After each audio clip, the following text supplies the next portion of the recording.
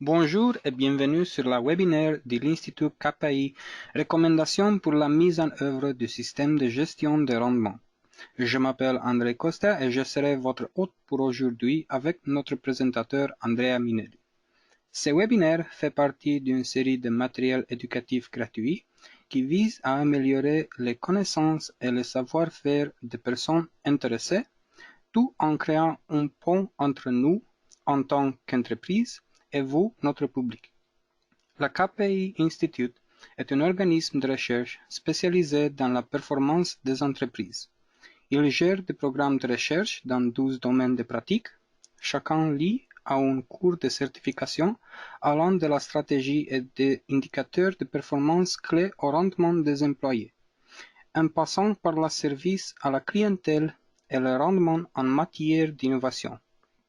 Aujourd'hui, 15 ans après la création de KPI Institute, nous pouvons dire avec fierté que nos produits et services ont été distribués aux professionnels de 5 continents et que notre public comprend une communauté mondiale d'environ 84 000 membres en ligne et 30 000 entreprises enregistrées sur smartkpis.com.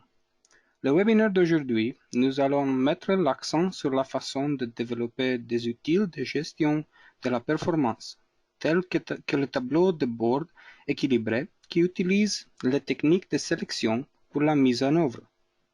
Il sera livré par Andrea Minelli, consultante en management à l'Institut KPI. Andrea a participé à différents projets de consultation compris conception de l'architecture des systèmes de gestion, atelier de sélection du KPI au niveau de l'organisation pour les activités dans le secteur des transports, des télécommunications et de l'éducation. Il s'agit également de cours de formation, ateliers, conférences. Cette présentation dure entre 20 et 30 minutes. N'hésitez pas à poser toutes les questions que vous pourriez avoir pendant le webinaire, car nous y répondrons à la fin de la présentation, lors de notre session de questions-réponses. Profitez du webinaire de l'Institut KPI, recommandations pour la mise en œuvre d'un système de gestion de rendement. J'aimerais maintenant inviter Andrea à commencer sa présentation. Et merci beaucoup André et bonjour à toutes et à tous. Je m'appelle Andrea Minighi, je travaille comme chef consultant pour le KPI Institute et ce qu'on va parler aujourd'hui, ça sera de comment créer et les meilleures pratiques pour la mise en œuvre d'un système de gestion de rendement. Ce que ça veut dire en fait, c'est lié à des différentes techniques. Et ça veut dire quoi en fait? Quand on parle de gestion et surtout on parle de rendement, ça veut dire notre département, nos employés, nous-mêmes, dans le travail de chaque jour, il faut mettre en pratique des techniques qui vont nous aider à avoir un système qui soit premièrement objectif, mais surtout qu'il y ait une gouvernance qui puisse nous aider à suivre pas après pas cette aventure qu'il faut faire. Donc, dans les prochaines 30 minutes, ce qu'on va faire, ça sera de partager ma expérience à la création d'un système de mise en œuvre, mais surtout de partager avec vous tous les défis qui, heureusement, malheureusement, il faut faire face si nous voulons en fait mettre en pratique un système qui puisse nous aider à mesurer notre rendement, mais surtout à l'améliorer pour nos projets, pour nos activités, pour nos départements ou simplement pour nous-mêmes ou pour nos employés. Dans les prochaines 30 minutes, ce qu'on va parler, ça sera en fait de trouver un moyen de mettre en pratique des techniques qui ont été conçues depuis 2004. La compagnie par laquelle je travaille, c'est le KPI Institute. C'est une compagnie australienne qui, depuis 15 ans, il aide des clients à mettre en œuvre un système de gestion, soit par zéro, soit en aidant, comment dirais-je, à améliorer une maturité.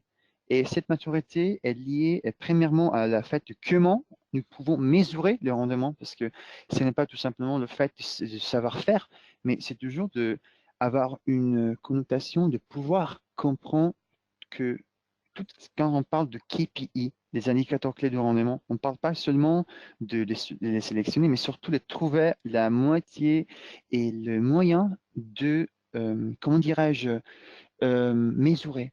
Ça veut dire, on a des données, il faut prendre ces données et avoir, comment dirais-je, une manière de résoudre tous des problèmes que les données nous ont partagés. Ce sont des infos, des informations qu'il faut prendre, qu'il faut lire, qu'il faut analyser, et à la fin, on prendra des décisions. Pendant les prochaines 25 minutes, ce qu'on va parler, ce sera de comment faire cette mise en œuvre et pourquoi, à travers la sélection des indicateurs clés de rendement, il y aura des bénéfices, il y aura des avantages. Mais cet avantage, ils doivent être, comment dirais-je, captés. C'est pour ça que pour qu'on puisse capter ces avantages, il faut avoir un cadre de gestion. Et c'est ça qu'on va partager aujourd'hui. C'est comment créer cette cadre à travers la sélection des KPI, en prenant des décisions, à travers un atelier de sélection, parce qu'on ne peut pas tout simplement trouver les KPI tout simplement en les cherchant par le net. Il faut faire tout un système de pensée, comment dirais-je, une derrière les scènes qui puisse nous aider à avoir un système qui nous aidera dans le prochain futur à améliorer notre rendement du nous au d'un département. Donc, si vous êtes prêts, nous allons commencer maintenant à parler des bénéfices et quels sont les objectifs que moi, j'aimerais bien partager avec vous aujourd'hui, cet après-midi. En fait, c'est le but de appliquer et partager avec vous toutes les meilleures pratiques de sélection. Ça veut dire comment trouver des KPI qui sont parfaitement alignés stratégiquement à nos objectifs stratégiques. Mais surtout, comment trouver un moyen et, comment dirais-je, des outils qui puissent nous aider à les mesurer.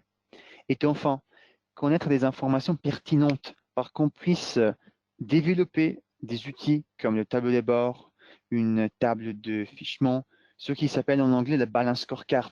Ça veut dire un outil qui nous aidera à avoir une sorte de vision balancée sur le rendement.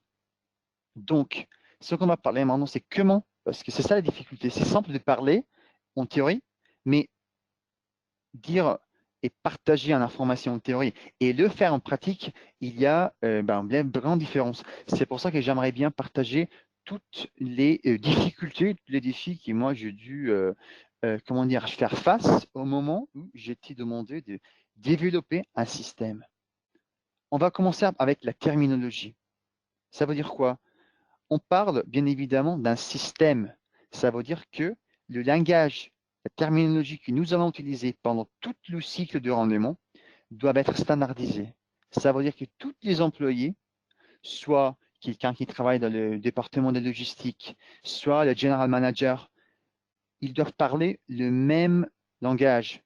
Mais on ne parle pas des langues français, anglais, italien. On parle bien évidemment de comment mesurer et éviter qu'il y ait, comment dirais-je, une sorte de perspective différente. Parce qu'à la fin, ça sera ce langage, cette terminologie qui nous aidera à développer des outils. Cet outil, ils vont être utilisés pour prendre des décisions. C'est ça que c'est important que le premier pas, la première pratique, il faut standardiser la terminologie. C'est pour ça qu'aujourd'hui, on va parler de KPI, ça veut dire une évaluation des performances qui est clé pour nous. Et on va parler aussi des métriques. Ça veut dire, des métriques, ce sont des mesures qui ne sont pas nécessairement associées à un rendement. C'est tout simplement, par exemple, la température dans votre chambre maintenant, ou tout simplement le numéro des employés. Ça ne reflète pas le rendement. Mais ce sont des informations pourtant qui pourront nous aider à créer un système de rendement. C'est pour ça qu'aujourd'hui, on parlera de KPI, indicateur clé du rendement, Key Performance Indicators. On a bien évidemment d'autres typologies, ça veut dire le KRA, ce sont des domaines clés de résultats, ou par exemple des indicateurs de risque. Bien évidemment, ils vont tous les trois en fait, nous aider à avoir une terminologie, mais il faut éviter qu'il y ait des différentes perspectives.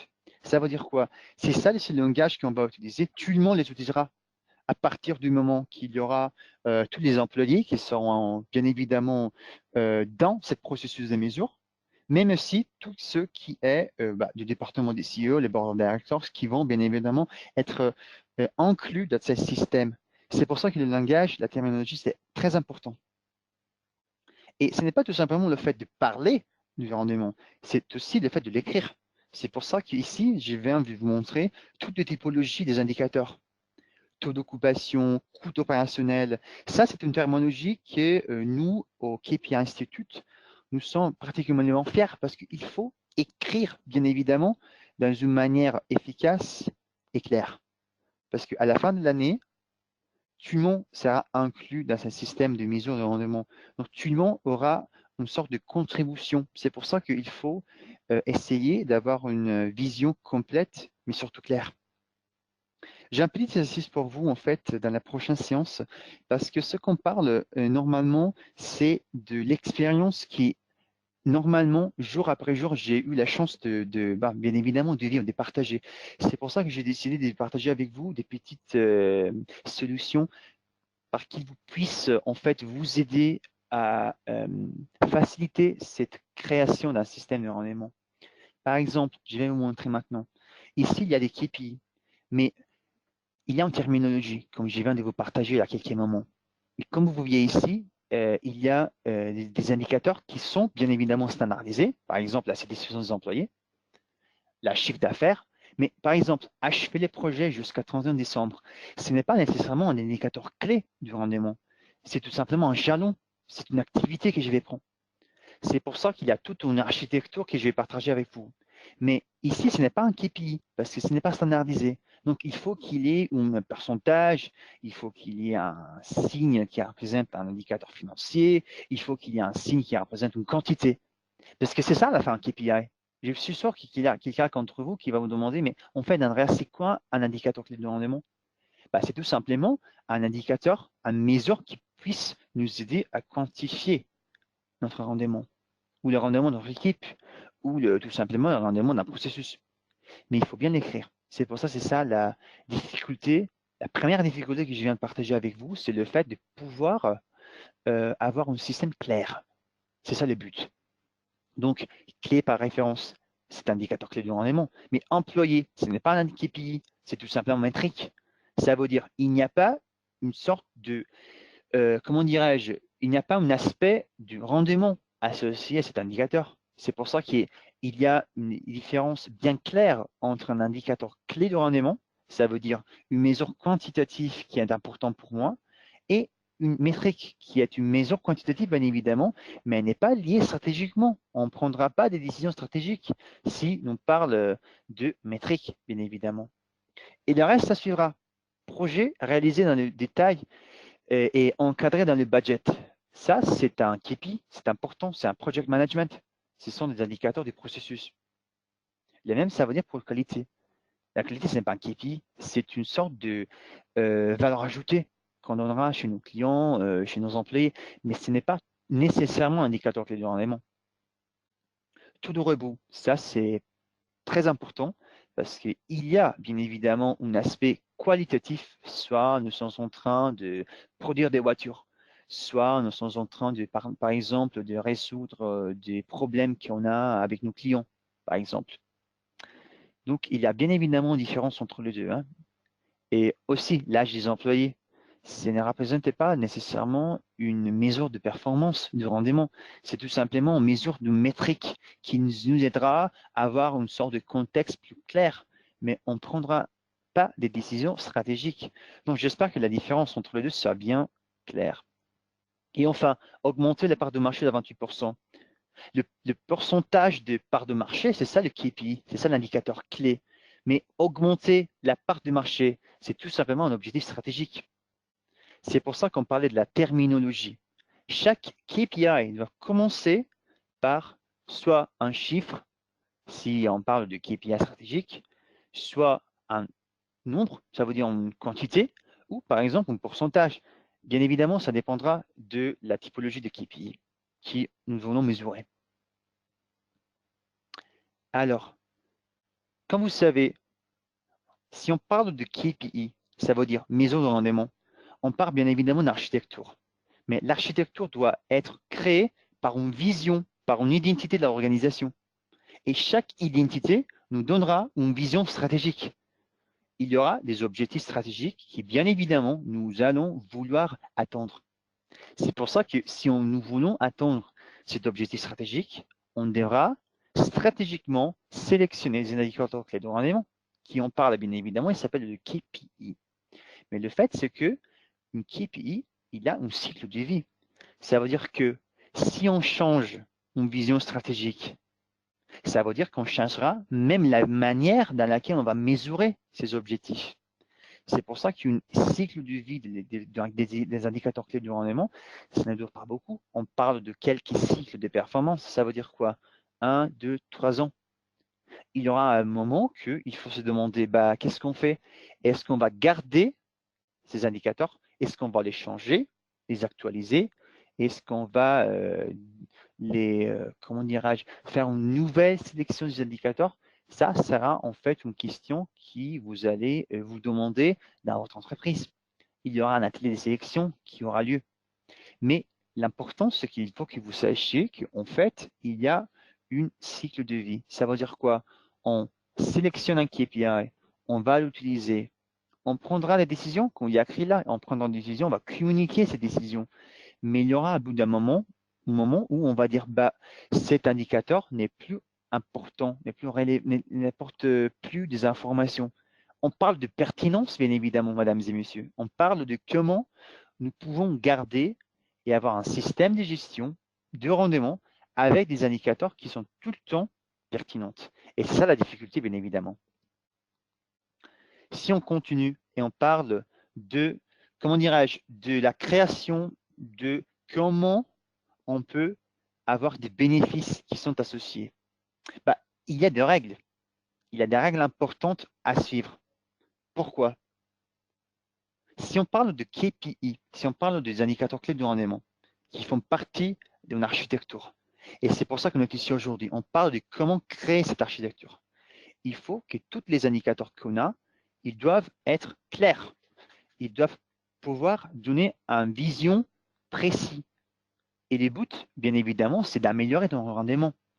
Mais ce système qu'on parle est composé de différentes composantes, soit avoir un système de communication qui soit efficace, avoir un niveau d'engagement des employés qui soit au bout, mais surtout qu'il y ait une ambiance, qu'il y ait une culture qui est basée sur l'apprentissage. Pourquoi? Parce qu'il faut améliorer comment on mesure.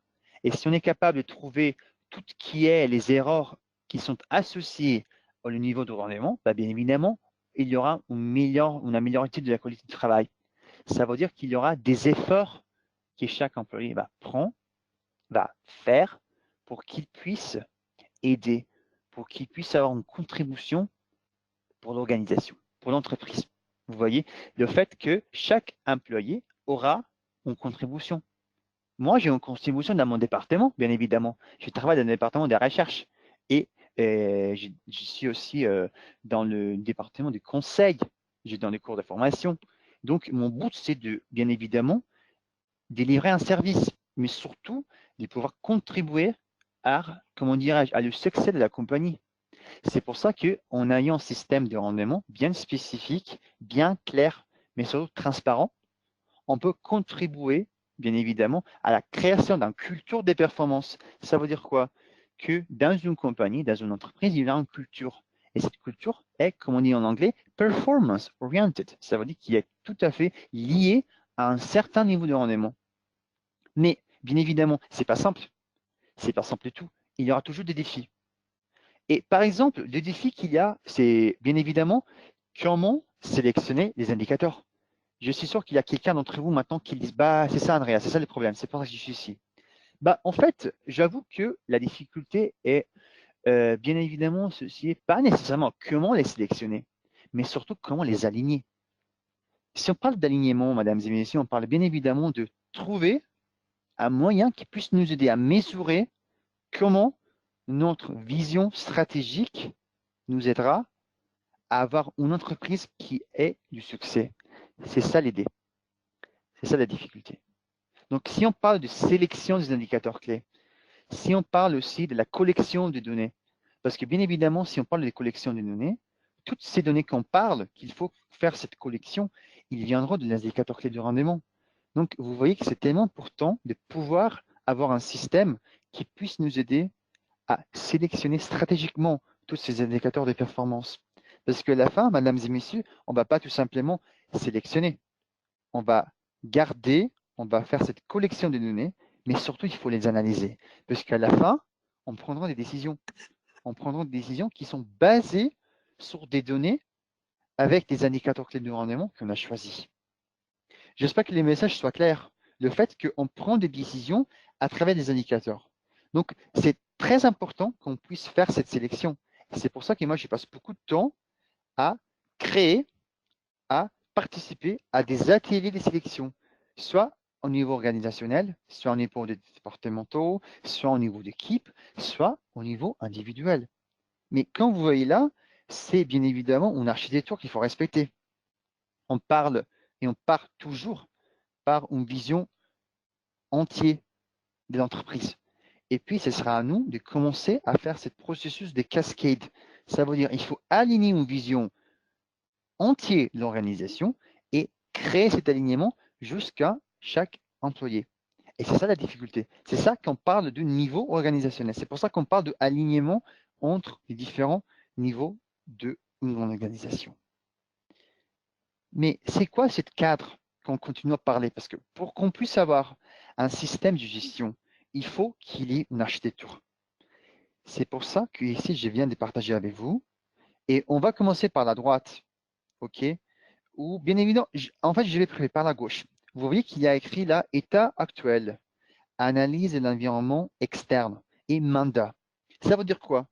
On va toujours commencer par évaluer surtout notre niveau de rendement maintenant. Parce que bien évidemment, il y aura un état actuel du rendement. Mais bien évidemment, on aura un état actuel parce qu'on voulait en fait arriver à atteindre un niveau de rendement amélioré. Mais quand ça? Dans le futur. C'est pour ça qu'il faut créer une architecture qui nous aidera à faire cette transition entre point A, qui est l'état actuel, jusqu'à le point B, qui est l'état désiré. C'est pour ça que vous voyez ici à la gauche, ici, il y a l'état d'évolution désiré. Ça veut dire quoi?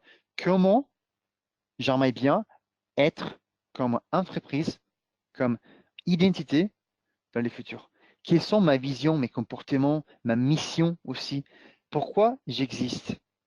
Et cette question d'existence, il doit être traduite et avoir une stratégie. C'est pour ça qu'on parle de plan de stratégie. Il y aura des objectifs stratégiques qui nous devons, bien évidemment, être capables d'atteindre. Mais on a besoin de mesurer. Ça veut dire quoi? Il faut qu'il y ait une carte de pointage, il faut qu'il y ait un tableau de bord qui nous aide à mesurer objectivement comment nous pouvons en fait faire cette progression entre point A, qui est bien évidemment l'état actuel, jusqu'au le point B, qui est bien évidemment le point désiré. Mais je suis sûr que vous êtes en train de dire, bah, Andrea, il y a même d'autres importants outils. Bah ouais, on parle de dashboard, qui est bien évidemment le tableau de bord. On parle de scorecard, qui est la carte de pointage. Ça, ce sont des documents différents. La dashboard, c'est plutôt opérationnel. On parle des activités des jours à jour. La scorecard, qui est plutôt une carte de pointage, c'est au niveau stratégique. Ça veut dire qu'on prendra des décisions. Il y aura des rencontres pour faire une vision stratégique de notre rendement à travers cet outil. Mais enfin, je ne veux pas vous bouleverser, mais il y a beaucoup d'informations concernant ça parce qu'on ne prend pas que des décisions. Il faut prendre des initiatives, bien évidemment. Imaginons qu'on a des indicateurs clés de rendement. Et malheureusement, nous ne sommes pas en train d'avoir un niveau de rendement qui soit, comment dirais-je, effectif. Nous ne sommes pas capables d'atteindre tout qui est le target, tout qui était le but de le KPI. Ça veut dire, par exemple, il faut atteindre 80% de satisfaction des clients. Et pour le moment, nous sommes à 105%. OK? Donc, il y a un 5% d'écart. Qu'est-ce qu'on fait là? Comment nous pouvons en fait remplir cette différence? Il faut prendre des initiatives. C'est pour ça que ici, je viens de vous créer une vision bien spécifique parce qu'on commence par un état. Il y aura une stratégie avec des objectifs. Pour qu'on puisse les mesurer, on va utiliser la fiche de rendement et le tableau de bord. Le tableau de bord, c'est pour la côté opérationnel et pour la côté stratégique, on parlera du scorecard de performance. Donc, c'est la fiche de rendement. Une fois qu'on aura bien évidemment compris comment c'est notre rendement, on prendra des initiatives à travers un portefeuille d'initiatives. Ça veut dire quoi? on va prendre des décisions pour qu'on puisse arriver à atteindre notre objectif. Par exemple, 80% de satisfaction des clients. Donc, il faut faire cette progression entre A, état actuel, qui j'ai vu souvent, c'est de 75%, et le point B, qui c'est de 80%, qui c'est le point désiré. Et c'est ça la difficulté. Mais j'ai bien évidemment partagé avec vous comment nous allons remplir cette différence, cette distance qu'il y a. Juste pour une vision, pour vous, ça, c'est une architecture de un fiche de rendement. C'est bleu, oui, c'est coloré. Il y a des différentes parties qui sont associées à la théorie de la balance scorecard.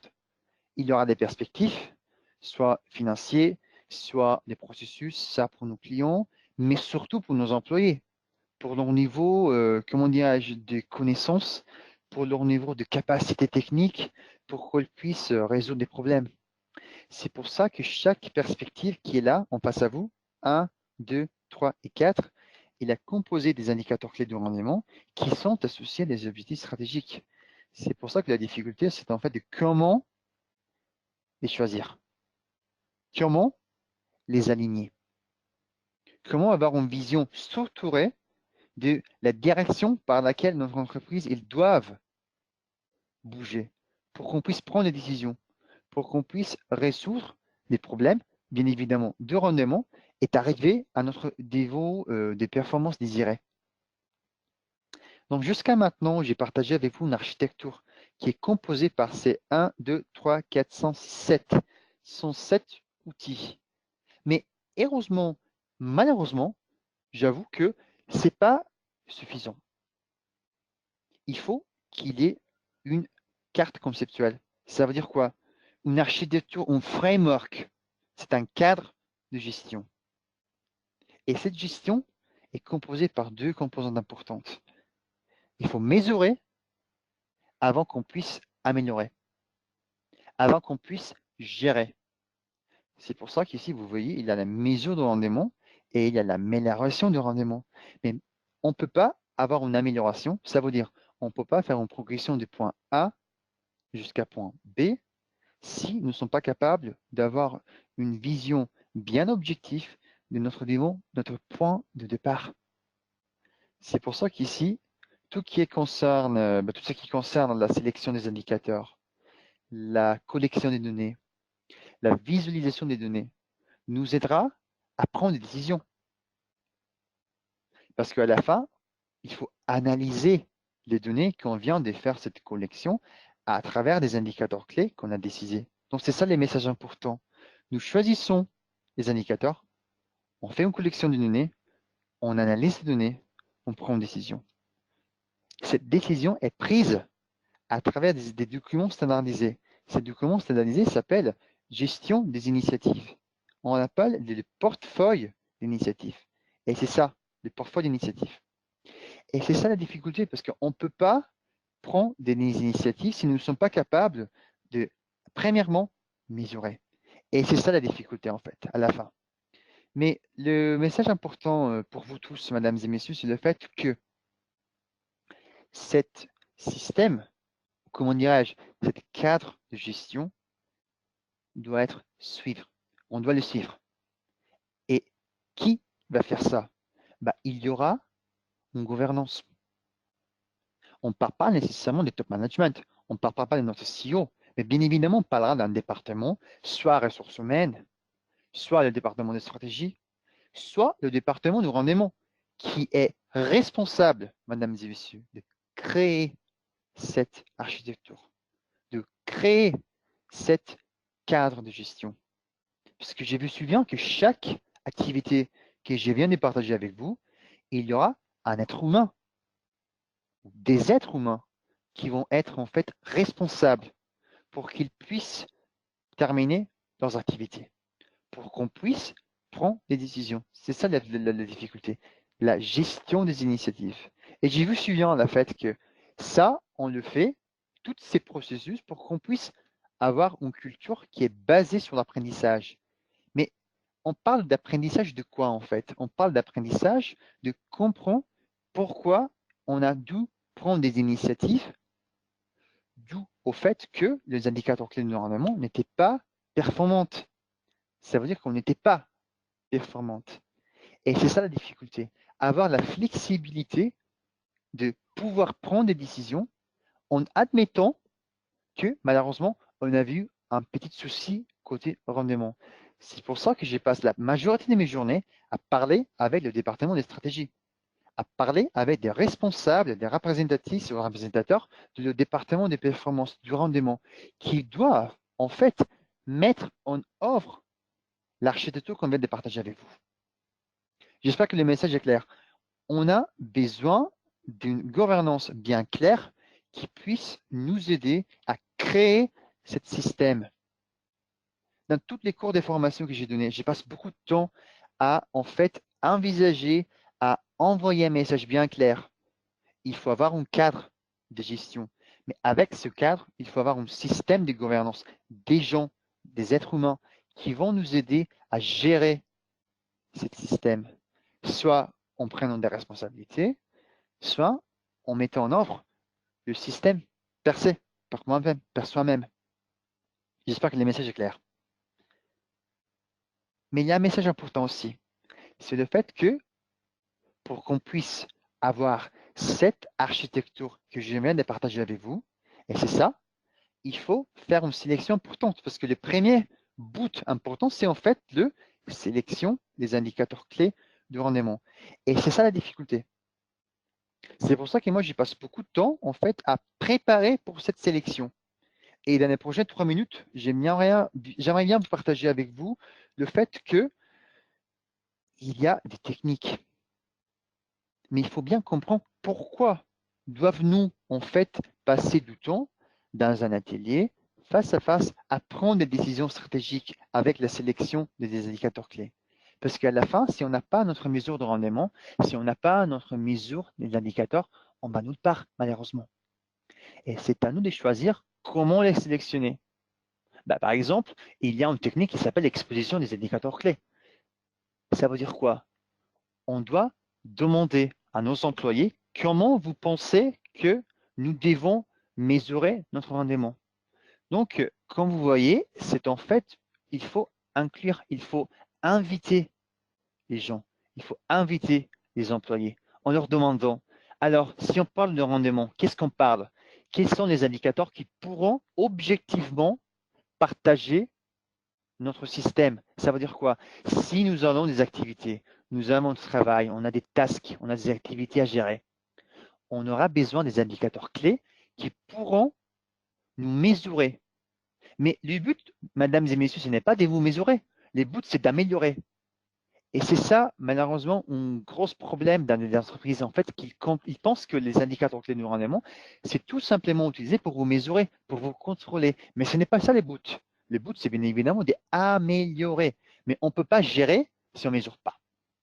C'est pour ça qu'ici, j'ai partagé avec vous toutes les techniques de sélection qui, pendant un cours de formation de 3 jours, on va créer à travers des case studies, à travers des sélections, des exercices bien spécifiques qui vont vous aider à avoir une vision plus corporelle, qui est le fait que ce n'est pas tout simplement en fait de googler, trouver sur la net, sur les réseaux, toute une liste de KPI.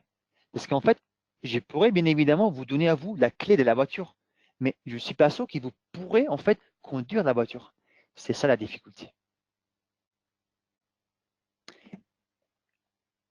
Les ateliers de sélection. Ici, il y a des images.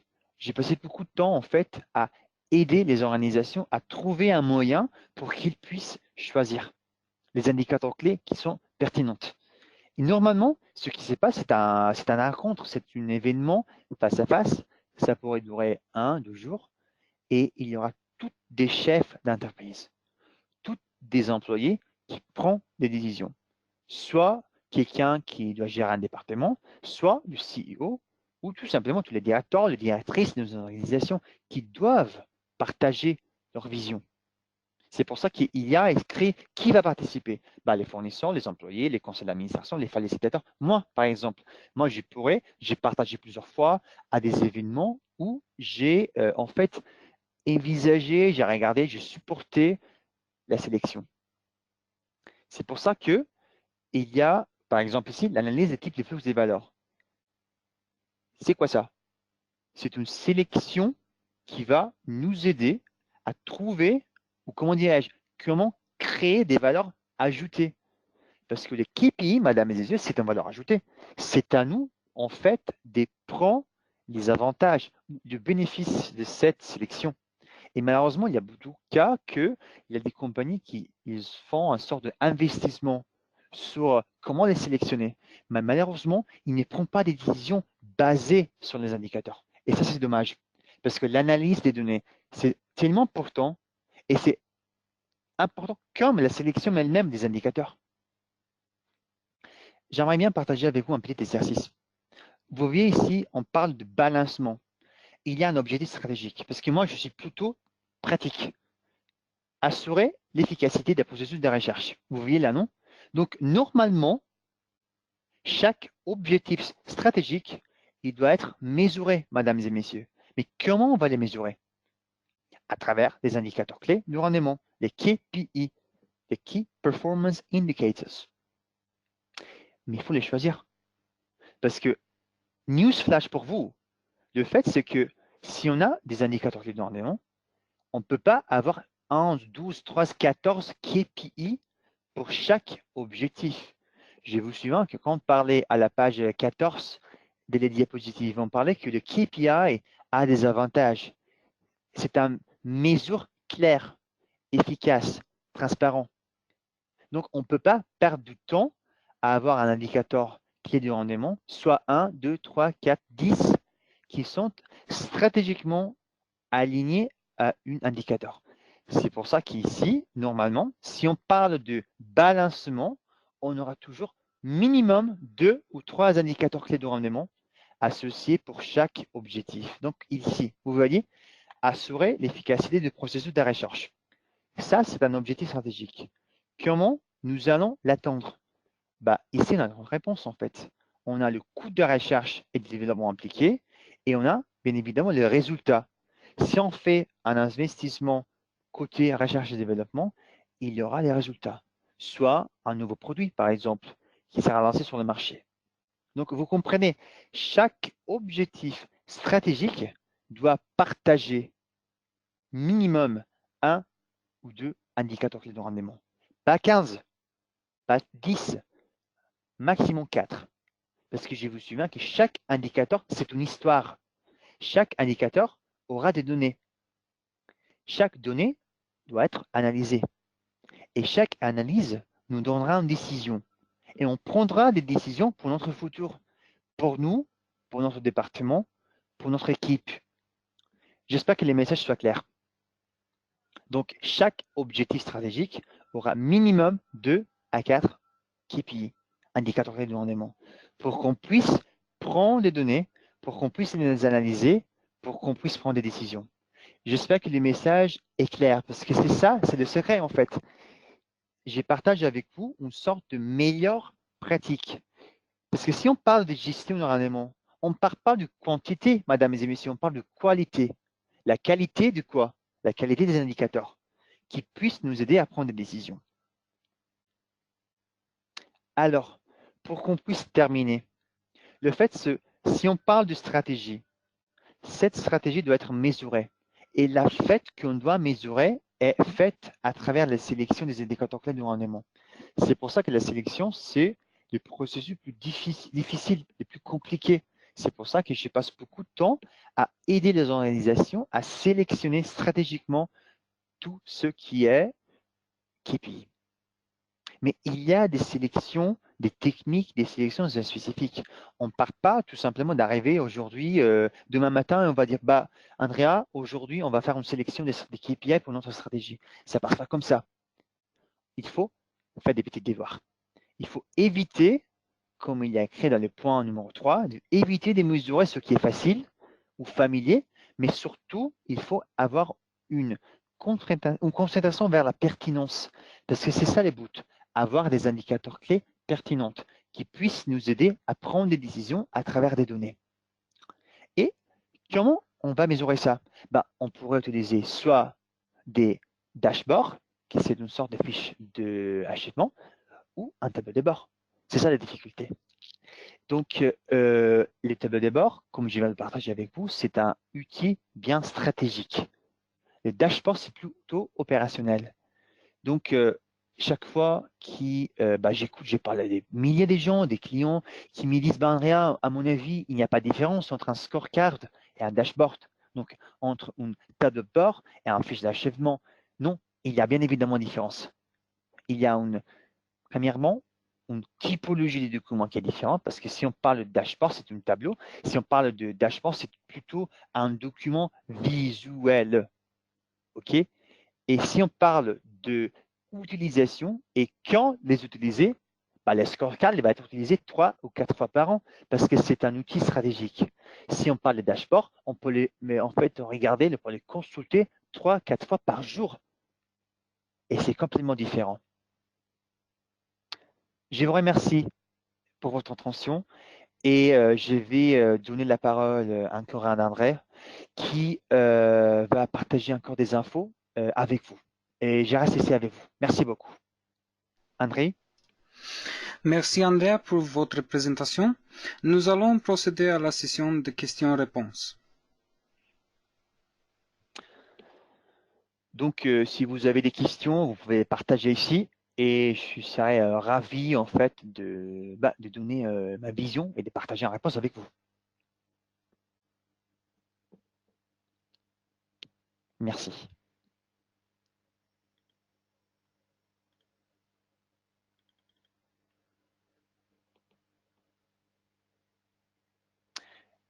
Est-ce qu'on a des questions, André? Est-ce qu'ils sont en train d'arriver?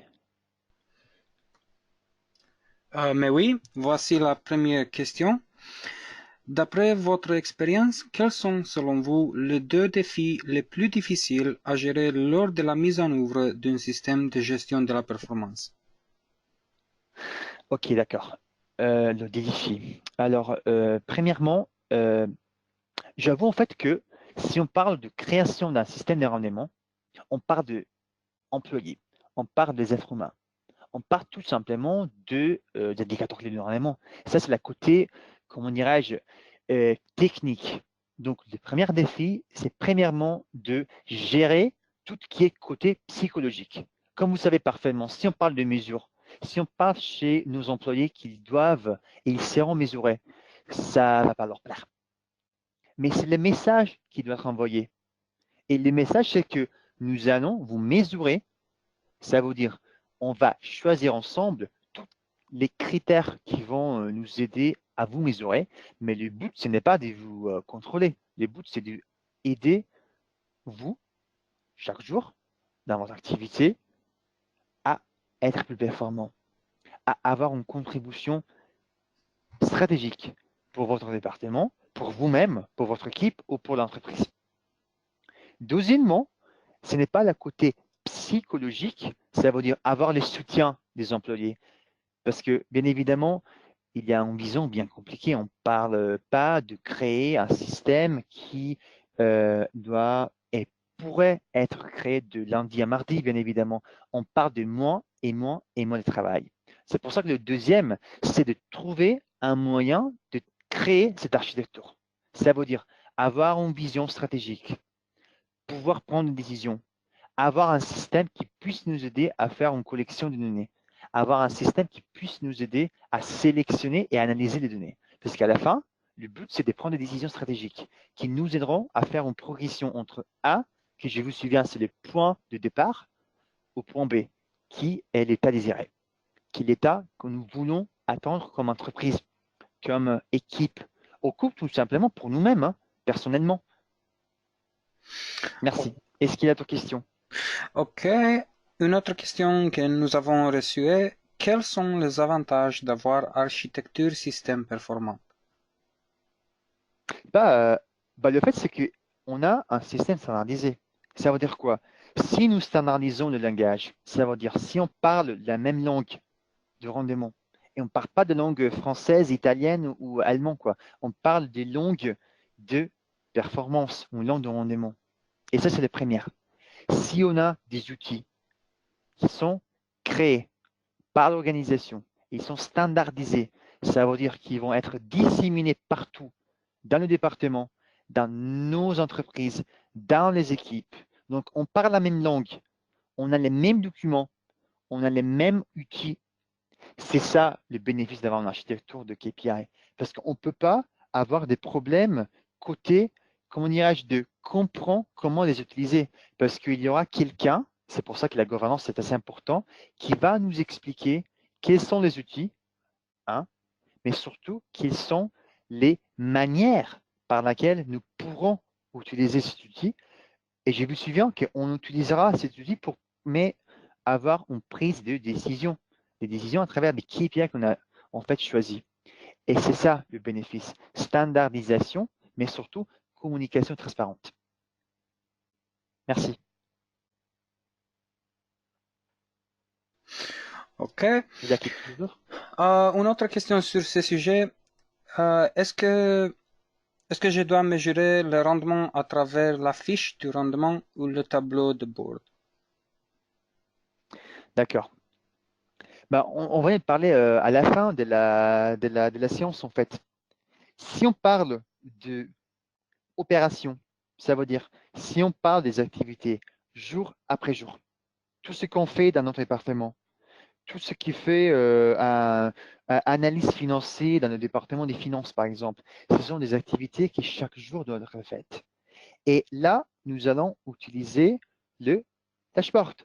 Ça veut dire un tableau de bord qui nous aidera tout simplement à avoir une vision stratégique de tout ce qui se passe jour après jour.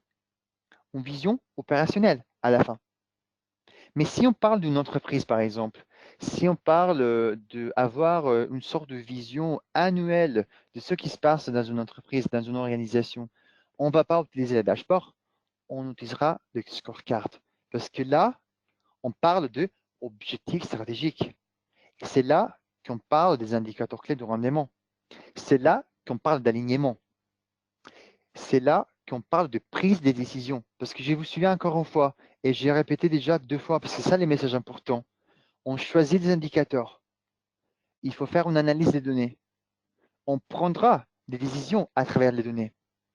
Et cette décision doit être standardisée à travers une initiative, une action, un jalon, qui aura quelqu'un qui sera responsable. Parce que je vous souviens que le but, c'est de remplir la distance entre état du rendement actuel et état des rendements désirés. C'est pour ça qu'il faut bien savoir quel outil utiliser, quand et dans quel contexte. J'espère que le message est clair. Merci. OK. Nous avons le temps pour une autre question. Et selon vous, quelle est la procédure à adopter pour mettre en place une stratégie de KPI pour la gestion d'un système d'information? D'accord. Alors, c'est une question plutôt technique, mais j'aime bien partager avec vous la procédure. Alors, pour moi, s'il faut créer un système de gestion, il faut toujours commencer par une identité. Parce qu'il faut savoir une vision, une mission, tous les comportements, toutes les valeurs, les core values que l'organisation a. Une fois qu'on a une vision, un but, cette vision doit être traduite avec une vision stratégique. Ça veut dire quoi? Quels sont les objectifs stratégiques qu'il faut prendre pour qu'on puisse arriver à gérer notre rendement, pour qu'on puisse atteindre nos objectifs? Donc, si on parle d'un système d'information technique, OK? S'il faut créer un système de vision, ça veut dire qu'il y aura des objectifs stratégiques bien spécifiques sur la mesure du rendement, sur comment créer une valeur ajoutée. Mais la difficulté, bien évidemment, mesdames et messieurs, ce n'est pas d'avoir des objectifs, c'est de les pouvoir mesurer. Donc, si on parle de qualité des données, si on parle de temps, si on parle de délivraison à temps, si on parle par exemple, de compétences techniques de nos employés, ça, ce sont des indicateurs clés de rendement qui, moi, dans les contextes que vous avez demandé, madame ou messieurs, j'aimerais bien contrôler. Donc, on parle de quoi? On parle de qualité des services, on parle de techniques, compétences de nos employés, on parle de comment nous allons résoudre des problèmes pour nos clients. Et à la fin, bien évidemment, il y a tout le côté financier, tout ce qui est côté profitabilité, le rendement, comme vous voyez. Donc, c'est toute une chaîne qui est liée. Ça veut dire, si on a des indicateurs qui puissent nous aider à améliorer nos compétences, ils nous auront en fait à aider à avoir une vision technique et spéciale, mais surtout objective de nos activités. Donc, on parle bien évidemment de qualité des données. On parle bien évidemment de comment délivrer des données à temps. Mais surtout, c'est les employés. C'est leur capacité de pouvoir délivrer un service ou des services pour nos clients qui payent. Donc, il y a toute une séance, toute une chaîne de création des valeurs qui est très importante. Si vous avez des questions ou des curiosités, j'ai partagé avec vous notre email et on pourra avoir une conversation si vous voulez par mail ou par téléphone. André, on a encore des questions, peut-être? Encore une cinquième? Il y a quelques questions supplémentaires, mais elles Très bien. nécessitent des réponses complexes. Ok, d'accord. En tout So, cas, on va, tout simplement, je vais vous partager la réponse par mail. Ça va? oui, oui, Ok, on va faire ça. On va faire comme ça. Et toutes les questions en bas, on les partagera par mail. D'accord? oui, oui. Très bien. Andrea, avez-vous un dernier mot pour nos auditeurs? Le dernier, c'est en fait un message précis. Si on parle de mesures de rendement, on sait parfaitement que malheureusement, dans toutes les entreprises, peu importe le secteur, peu importe la maturité, peu importe la localisation géographique, il y aura des défis. Ce sont des défis qui sont surtout associés avec nos employés. C'est le message qui doit être envoyé. Et c'est ça la difficulté. On mesure nos employés pour les aider. On mesure nos processus, nos activités pour qu'on puisse les améliorer. Donc, l'amélioration, c'est ça le but, c'est ça les messages qui doivent être envoyés. C'est pour ça que moi, je passe beaucoup de temps pour chercher de changer cette mentalité des mesures. Parce que malheureusement, c'est une mentalité plutôt fermée. Il faut avoir une mentalité plus ouverte parce qu'à la fin, le but, c'est de améliorer. Mais nous ne pourrons pas améliorer si nous ne sommes pas capables de mesurer. C'est pour ça que le A, qui est l'état actuel, doit être mesuré, doit être constaté pour qu'on puisse, à la fin, arriver à un point, à un état désiré de notre rendement.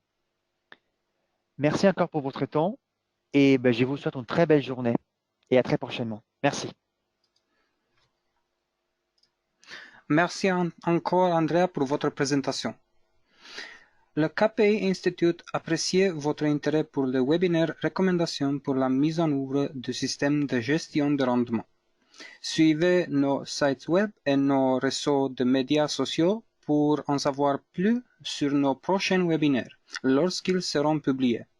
De plus, si vous souhaitez obtenir une certification accordée par l'Institut KPI sur des domaines essentiels de la discipline Performance Management, vous pouvez explorer nos cours planifiés sur marketplace.kpiinstitute.org.